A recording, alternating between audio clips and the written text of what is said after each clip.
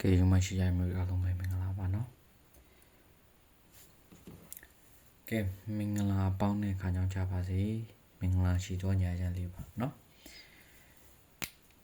ကဲမောင်စုခိုင်းမျိုးအားလုံးဒီတပွဲစားအတွက်ပေါ့နော်ဒီတပွဲစားအတွက်ကို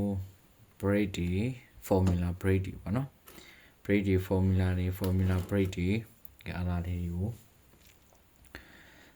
မျှဝေပေးသွားမယ်ဆိုတော့ကဒီမှာကနော်မောင်စုခိုင်းမျိုးအားလုံးပဲပတိတလုံးတာတော့ကိုမကိုင်းချင်ဘူးဆိုလို့ရှိရင်ဒီပွဲတာမှာမွေး6ကွက်နော်နံပါတ်6ကွက်တပွဲစာလိုက်ရမယ်6ကွက်ရှိမယ်တပွဲလုံးတာတော့ကိုလိုက်ရမယ်6ကွက်ရှိမယ်ဒါယူခြင်းတဲ့အမျိုးတွေဒါလာယူလို့ရတယ်ပေါ့နော်တပွဲလုံးတာလိုက်ရမယ်6ကွက်ရှိမယ်လိုချင်တဲ့အမျိုးတွေအလုံးလာယူလို့ရပါတယ်ဝင်လာပြီဆိုတာနဲ့လမ်းမလေးတွေချက်စီနေမယ် channel ကို subscribe လေးနှိပ်ထားပေးမယ်အဲ့တော့ဟုတ်ပြီဒိုရင်းနဲ့လိုရင်းကိုပြောမယ်ဒီဟာကတွေကကြာနေတဲ့ပွဲကတော်တော်များတယ်ဗျာနော်ဒီ6ပွဲကြာနေတာတွေတော်တော်များတယ်အဲ့တော့စိုင်းနေတိုင်းတော့လာယူတပွဲတာပေါ့နော်တပွဲလုံးစာပါဟူးမကြုံမဟုတ်ပါဘူးเนาะတပွဲလုံးစာပါတပွဲလုံးစာကို6ကွက်လာရမှာဖြစ်တယ်အဲ့တော့6ကွက်ကတော်တော်များတော်ပွဲတိုင်းကြာတယ်ဗျာနော်6ကွက်ကဘယ်ကနေမှန်နေရလဲဆိုရင်ဒီ6ကွက်ကဘယ်ကနေလာတာလဲဆိုရင်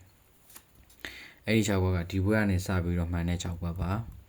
ဒီဘွဲကနေစပြီးတော့မှန်လိုက်တဲ့6ကွက်ကဒီလို3ရက်တာပိတ်ရက်ရှိတဲ့ပွဲတော်မှာ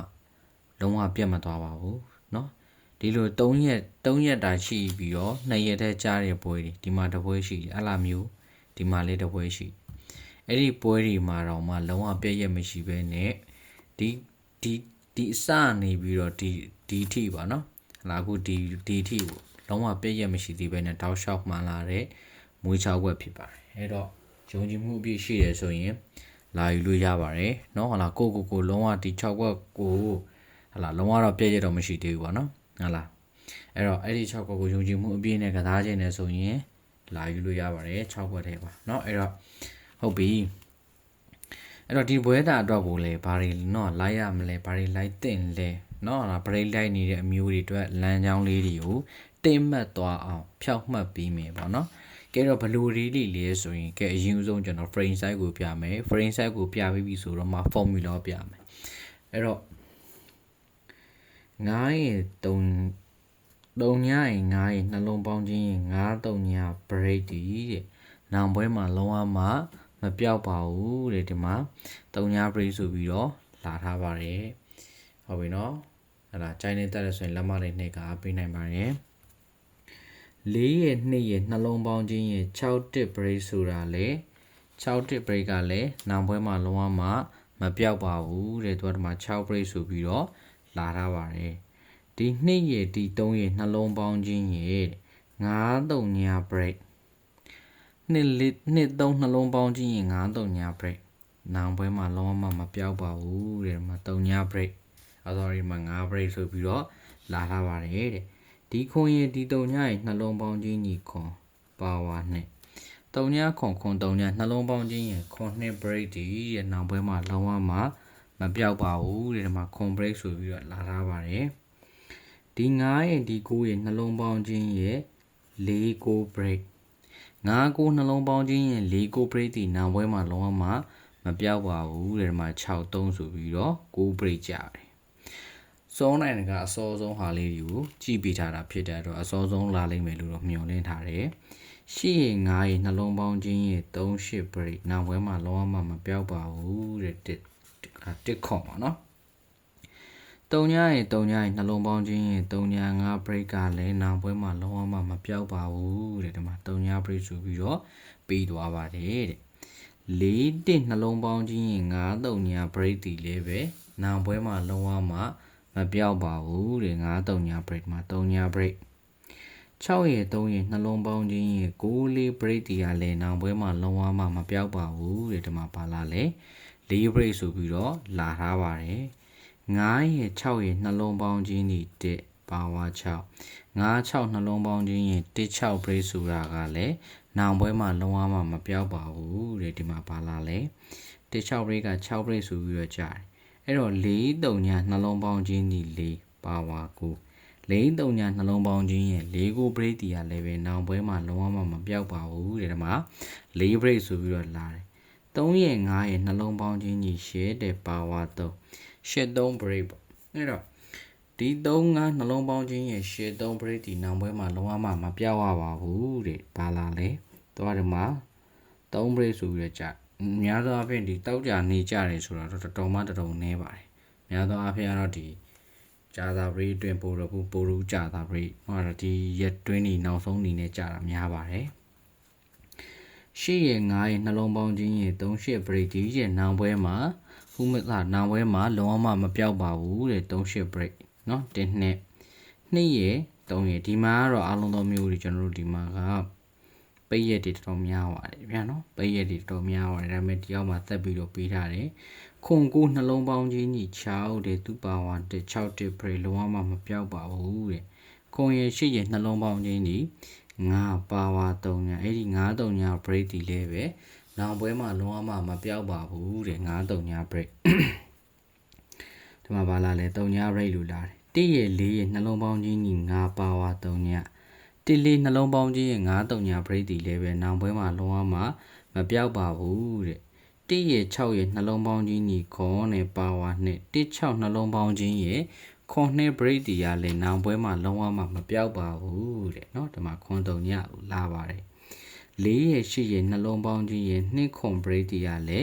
နောင်ပွဲမှာလုံးဝမပြောက်ပါဘူးတဲ့ဒီမှာ4 3ခွန်ရဲ့3ညရဲ့နှလုံးပေါင်းခြင်းဒီခွန်နဲ့ပါဝါနဲ့ခွန်3ညနှလုံးပေါင်းခြင်းရဲ့ခွန်နဲ့ break လို့ရတယ်အဲ့တော့ဒီခွန်3ညနှလုံးပေါင်းခြင်းရဲ့ခွန်နဲ့ break ဒီနောင်ပွဲမှာပြောင်းမလားเนาะခွန်နဲ့ပီကီမပြောင်းပါဘူးเนาะဒီဘက်မှာခွန်နဲ့ break ကောင်းပါတယ်အဲ့တော့ဒါ frame size ပေါ့เนาะအဲ့တော့ဟုတ်ပြီဒါဆိုရင်နောက်ထပ် frame size လေးတစ်ချက်နဲ့ထပ်ပြီးတော့ပြပြီနောက်တဲ့ frame size ကလည်းဒီရပဲလာထားတယ်အဲ့တော့ဘယ်လိုလာထားလဲဆိုတော့9ရဲ့3ညရဲ့နှလုံးပေါင်းခြင်းရဲ့9 3ညပီကီပဲအဲ့ဒါဒီနောင်ပွဲမှာလုံးဝမပြဘူး3ည break လာတယ်2ရဲ့9ရဲ့နှလုံးပေါင်းခြင်းရဲ့16 break အဲ့ဒါဒီလည်းပဲနောင်ပွဲမှာလုံးဝမပြဘူးပါလာလဲဟာလာဒါမှာ4နှစ်ဆိုပြီးတော့6 break လာအဲ့တော့ဒီမှာလဲဒီခွန်ရဲ့ဒီ4ရဲ့3ရဲ့4ရဲ့နှလုံးပေါင်းခြင်းရဲ့ခွန်2ပီကီဟုတ်လားလုံးဝမပြောက်ပါဘူးတဲ့3ညရဲ့ခွန်ရဲ့နှလုံးပေါင်းခြင်းရဲ့ခွန်2ပီကီအဲ့တော့3ညခွန်နှလုံးပေါင်းခြင်းရဲ့ခွန်2 break ဒီနောင်ပွဲမှာလုံးဝမပြောက်ပါဘူးဒီမှာပါလာလဲ2ကတူတယ်နော်ခွန်2 break 2ခွန် break ဟုတ်လား9ရဲ့3ရဲ့နှလုံးပေါင်းခြင်းရဲ့2ခွန် break ဟုတ်လားပါလာလဲ2ခွန် break ဒီမှာ16ဆိုပြီးတော့ခွန် break လာပါတယ်ဟုတ်ပြီနော်ဒီမှာဆိုရင်လည်းဒီ9ရဲ့ဒီ3ရဲ့ဒီ9ဒီ3နှလုံးပေါင်းခြင်းကြီးရှေ့ပါဝါ3တူတယ်လားဒီနှလုံးပေါင်းခြင်းလည်းရှေ့3ဒီနှလုံးပေါင်းခြင်းလည်းရှေ့3ရှေ့3 break ရှေ့3 break ဆိုရင်စော်ကြီးကြတာเนาะများတယ်စော်ကြီးကြတာများတယ်เนาะများလုံးပဲစော်ကြီးကြမှာပါเนาะအဲ့တော့ဟုတ်ပြီဒီမှာဆိုလို့ရှိရင်လေဒီ3ညရဲ့ဒီ1ရဲ့နှလုံးပေါင်းခြင်းညီ1ပါဝါ6 3ည1နှလုံးပေါင်းခြင်းရဲ့16 break ဒါဒီပိုရုံကျော်เนาะမကြော်ဘူးเนาะဟလာသားကြားတယ်ဘိုးတို့မကြော်ဘူးဆိုတာမဟုတ်ဘူးเนาะကြော်တယ်တပွဲသားတော့မှာ1ရဲ့4ရဲ့နှလုံးပေါင်းကြီးညီ9ပါဝါ3ည9 3ည break ဒါဒီဘဲမှာပြောင်းလားမပြောင်းလားတစ်ချက်ကြည့်မှတူပဲတက်လာ9 3ည break ပဲဒါမှဆိုရင်ဒီ3ရဲ့9ရဲ့နှလုံးပေါင်းကြီးညီ2ပါဝါခေါ်2 con break တဲ့ပါလာတယ်2 break ဆိုပြီးလာပါတယ်မပြောက်ဘူးเนาะ break line နေတဲ့ break သမားတွေပျောက်နေတဲ့ break တွေပါတွေအဲ့လိုမျိုးတွေ line မိတာတွေလုံးဝမဖြစ်စေရအောင်เนาะအဲ့တော့ live ပါဒီ weather တော့ကိုလည်းเนาะလာ6ကွက်မရသေးတဲ့မျိုးတွေလာပြီပါလိုချင်တယ်ဆိုတဲ့အမျိုးတွေကတော့အမြဲတမ်း welcome ပါအဲ့တော့ဒီမှာဆိုရင်6ရဲ့3ရဲ့နှလုံးပေါင်းကြီးညီ6တဲ့2ပါဝါတဲ့အဲ့တော့ဒီမှာလည်းနှလုံးပေါင်းကြီး6တဲ့ break 6တဲ့ break တူညီမှုရှိသွားပြီဆိုရင်စောကြီးလာတယ်เนาะဒါကျွန်တော်တို့အတွက် okay အဲ့တော့3ညရဲ့9ရဲ့နှလုံးပေါင်းကြီးညီ9တဲ့ပါဝါ3ည9 3ည break ဒီ3ည9နှလုံးပေါင်းကြီးရဲ့9 3ည break ဒီပါလာလဲပြောက်ပါလားမပြောက်ဘူးเนาะဒီမှာပါလာတယ်9ဘူးဟုတ်လားဒီ9ရဲ့ဒီ2ရဲ့နှလုံးပေါင်းချင်းညီခွန်ပါဝါ2 9နဲ့နှလုံးပေါင်းချင်းရဲ့ခွန်နဲ့ break ဒီနောက်ပွဲမှာပြောက်မှာလားမပြောက်ပါဘူးเนาะဒီမှာ20ဆိုပြီးတော့လာထားတယ်ဒီ9ရဲ့ဒီ2ရဲ့နှလုံးပေါင်းချင်းခွန်ပါဝါ2 9နဲ့နှလုံးပေါင်းချင်းရဲ့ခွန်နဲ့ break ပျောက်သွားလားမပျောက်ဘူးเนาะ3ရဲ့6ရဲ့နှလုံးပေါင်းချင်းရဲ့6 break ပျောက်မတော့တယ်လေเนาะအဲ့ဒီ break လမ်းကြောင်းကအတလူတော့ရှိတယ်9ရဲ့3ရဲ့နှလုံးပေါင်းချင်းရဲ့2ခွန် PK ဒါဒီပျောက်သွားလားမပျောက်ပါဘူးဒီမှာ9နှစ်ဆိုပြီးတော့2ခွန် break ကျသွားပါတယ်ဟုတ်လား9ရဲ့8ရဲ့8 9နှလုံးပေါင်းချင်းရဲ့8 38 break အဲ့တော့ဒီ8ဒီ9နှလုံးပေါင်းချင်းရဲ့38 break ဒါဒီဘဲမှာလုံးဝမပျောက်တော့နှစ်တစ်ဆိုပြီးတော့လာထားတယ်ဟုတ်ပြီနော်အဲ့တော့ဒီအောက်မှာကျွန်တော်ဒီမှာကပိတ်လိုက်တာဒီတောက်ကြနေရပိတ်ရဖြစ်တယ်4နှလုံးပေါင်းချင်းရဲ့83 break ဆိုတာဒီဖြောက်မသွားခဲ့ဘူးဘလူးကြီးပဲဖြစ်နေပါစေကျွန်တော်ရဲ့ဒီမှာ gain လိုက်တဲ့ frame size တွေဒီလုံးဝဟလာတမန်တို့ရှိနေတဲ့နေရာမှာပြတ်သွားတာလိုမျိုးဆိုလုံးဝတော့မရှိပါဘူးတောက်လျှောက်ချနေတော့မှပဲ63နှလုံးပေါင်းချင်းဒီ64 PK ပါလာလေ4 break လို့လာပါတယ်မပြတ်ဘူးเนาะ8ရဲ့2ရဲ့နှလုံးပေါင်းချင်းကြီး3ညပါဝါငါ8နှစ်နှလုံးပေါင်းချင်းရဲ့3ည5 break မှာ5 break ဆိုပြီးတော့စော်ကြီးလာတာဒါဆိုရင်ဒီ3ညရဲ့ဒီခွန်ရဲ့နှလုံးပေါင်းချင်းရဲ့ခွန်2 PK ဒီ3ညဒီခွန်နှလုံးပေါင်းချင်းရဲ့ခွန်2 PK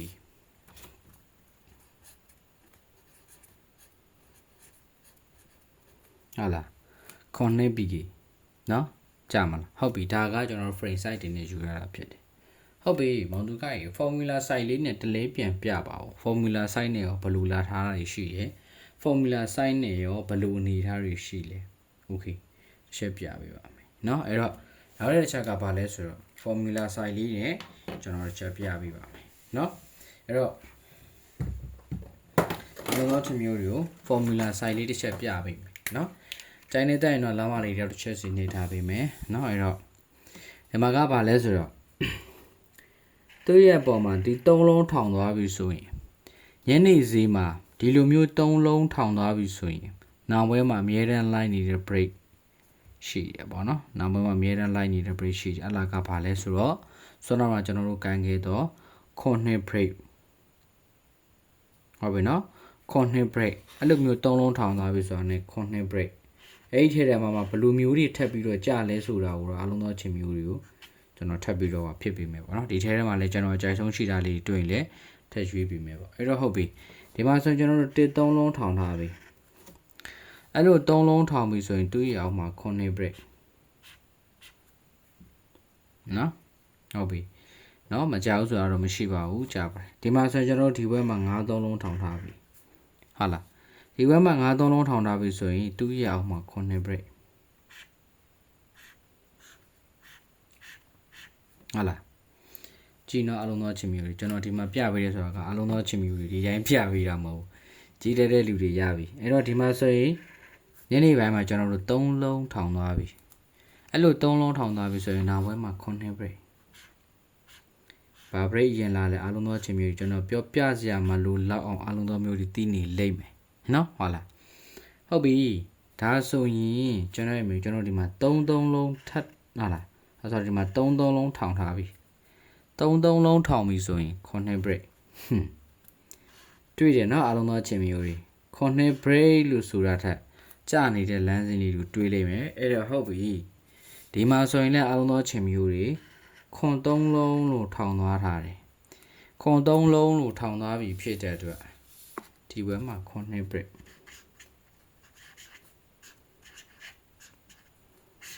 ဘောကြဒါကျွန်တော် break ကိုထုတ်လိုက်တဲ့ formula နဲ့ frame size ပဲဖြစ်တယ်အဲ့တော့ဒီ formula နဲ့ frame size ကိုကြားနေတတ်တဲ့ဆိုရင်အလုံးသောချင်းမျိုးတွေရင်းနှီးမှကြိတ်နေစမ်းမလို့ပါဘူးလက်မလေးတွေချက်ချင်းနေထားပေးနိုင်ပါတယ် channel ကို subscribe နေနိုင်ပါတယ်အဲ့တော့ဒီဘက်တော့ကိုကျွန်တော်အလုံးသောချင်းမျိုးတွေเนาะစော်ကြီးကြမဲ့เนาะစော်ကြီးကြမယ်လေးဖြစ်တယ်နော်ခဏကလည်း6ခွက်တယ်6ခွက်ကဘယ်ကနေလိုက်ရမလဲဆိုဒီတနင်္လာနေ့ကနေပြီးတော့တပွဲစာထွက်လိုက်ရမှာတပွဲစာထွက်လိုက်ရမယ်စောရင်လည်းအလုံးသောချင်းမျိုးတွေအမြတ်ပို့ကြမယ်နော်အဲ့တော့အလုံးသောချင်းမျိုးတွေဟာလားပေါ့ရင်ကိုစီပြတော့ကန်ဆယ်ကြီးလေးနဲ့ပဲ6ခွက်ကိုပြီးသွားမယ်အဲ့တော့6ခွက်ယူမယ်ဆိုတဲ့မျိုးတွေ6ခွက်ကဘယ်ကနေမှန်တာလဲမမေးနဲ့ဒီဘက်ကနေစပြီးတော့မှန်တာဖြစ်တယ်နော်ဒီဘက်ကနေစပြီးတော့မှန်ထားတဲ့6ခွက်တပွဲလုံးပြည့်ရတော့လုံးဝမရှိသေးဘူးအဲ့တော့အခုကျွန်တော်ဒီပွဲစာအတွက်ကိုထုတ်တဲ့တပွဲလုံးစာတော့ကိုထုတ်တဲ့မွေး6ခွက်ကိုပဲတာထားလို့ကျွန်တော်ဒီမှာတပွဲစာတော့ကိုချုပ်ပြပေးလိုက်တဲ့ breakdown ဒီလောက်ထိကောင်းနေတယ်ဆိုရင်ကျွန်တော်တပွဲသားအတွက်အရေးကြီးတဲ့ဟာလား6ကွက်ကိုဘယ်လောက်ထိကျွန်တော်ကြဲကြဲတွင်တွင်ကြဲကြဲပြန့်ပြန့်ထုတ်ထားလဲဆိုတော့အလုံးသောချင်းမျိုးတွေဟာလားလူတယောက်ကိုတော့မျိုးအလုံးပဲဟာလားနော်ဒီလူတယောက်ကိုနော်ပြေးကြည့်တာနဲ့တွေးကြည့်တာနဲ့နော်မျိုးအလုံးပဲဟာလားပြောလိုက်တာနဲ့တိတယ်ပြလိုက်တာနဲ့တိတယ်ပေါ့နော်အဲ့တော့အလုံးသောချင်းမျိုးဟာလားလူတယောက်ကိုဒီလောက်ကြီးကဲခက်စရာလည်းမလိုပါဘူးနော်ပညာရည်ချင်းကြည့်လိုက်တာနဲ့ဒီလူရဲ့ပညာဘယ်လောက်ထိရှိလဲဟာလားနော်ဒီလူရဲ့ knowledge ဘယ်လောက်ထိရှိလဲဒီလူရဲ့တဘာနဲ့ဟွာဘယ်လောက်ထိရင်းကျက်လဲဆိုတာအလုံးသောချင်းမျိုးတွေကျွန်တော်ပြောပြစားမလို့ဘူးသိပြီးသားဖြစ်မယ်အဲ့တော့ဟုတ်ပြီပညာကိုလေးစားတယ်တန်မိုးထားတယ်ဆိုရင်တန်နိုင်တော့စင်ပြေတဲ့ကန်ဆာကြီးလေးနဲ့မွေး6ခွက်ကိုလာယူလို့ရပါတယ်เนาะကျွန်တော်ရဲ့မျိုးတွေအတွက်မွေး6ခွက်ကျွန်တော်အမြဲတမ်းဝေခမ်းပါလာယူလို့ရပါတယ်เนาะဟာလားအားလုံးသောမျိုးတွေအဲ့တော့ဟုတ်ပြီเนาะဒါဒီထက်တက်မှာကြိုက်တာလေးတွေလည်းရွေးပေးမယ်ပေါ့เนาะအဲ့တော့အားလုံးသောမျိုးတွေပေါ့ရင်ဘူးစင်ပြေတဲ့လောက်ပဲကန်ဆာပါမွေးနိုင်6ခွက်ပါတပွဲစားတာကိုလိုက်ရပါမယ်channel တဲ့ channel ကို subscribe နှိပ်ထားပေးနေပါတယ်เนาะအဲ့တော့ဟုတ်ပြီမနေ့ပြန်တော့ကိုဘာတွေထပ်လိုက်ရမလဲဟလာမန sorry ဒီတပွဲစားတော့ကိုဘာတွေလိုက်တင်လဲဆိုကျွန်တော်တို့ဒီဟလာเนาะ20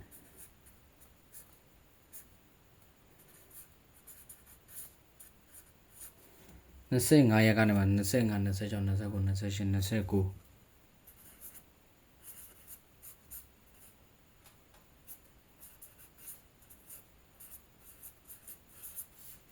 ထိပါနော်25ရက်29အထိအားလုံးသောမျိုးတွေလာရမယ်ပေါ့နော်25နဲ့29ရက်ထိလာရမယ်အဲ့တော့ဒီမှာကဒီဟာနော်အဲ့တော့ဒီ6ခွက်ယူမဲ့မျိုးတွေပေါ့နော်6ခွက်ယူမဲ့မျိုးတွေဟုတ်လား6ခွက်ယူမဲ့မျိုးတွေက6ခွက်ယူမဲ့မျိုးတွေကျွန်တော်ကိုဒီ Viber နံပါတ်လေးမှာလာယူပေးမယ်ဟုတ်လား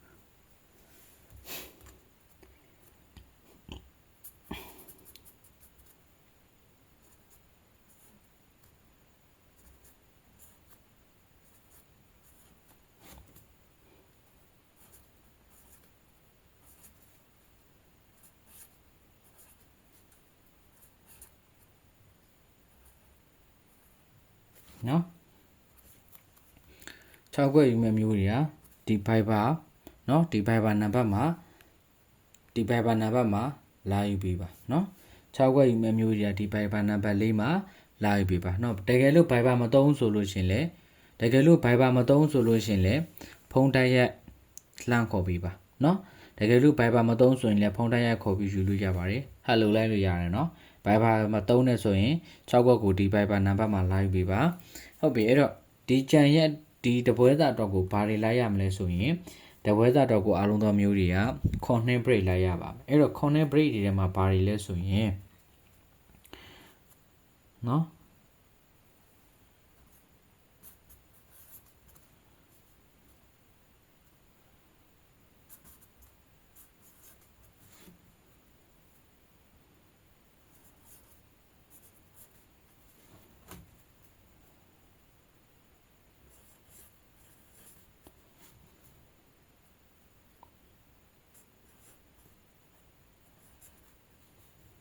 နော်ဒါခွန် break နှစ် break ထဲမှာဆိုရင်တော့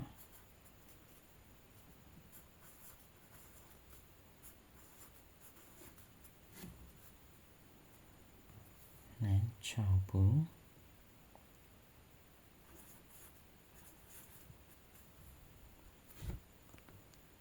ကိုတော့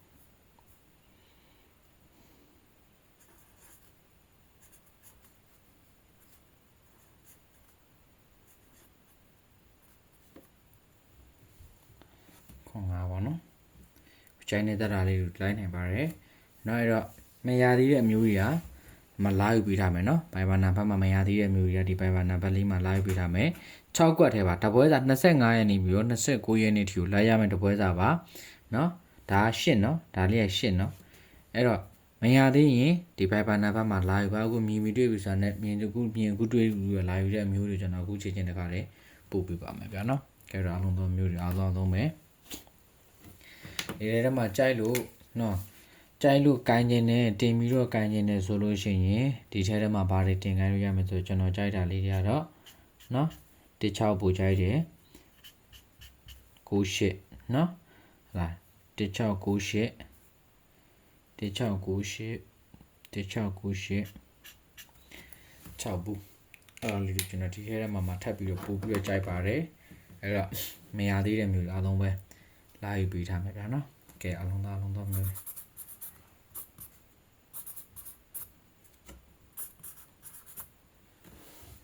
အားလုံးမျိုးအားလုံးပဲ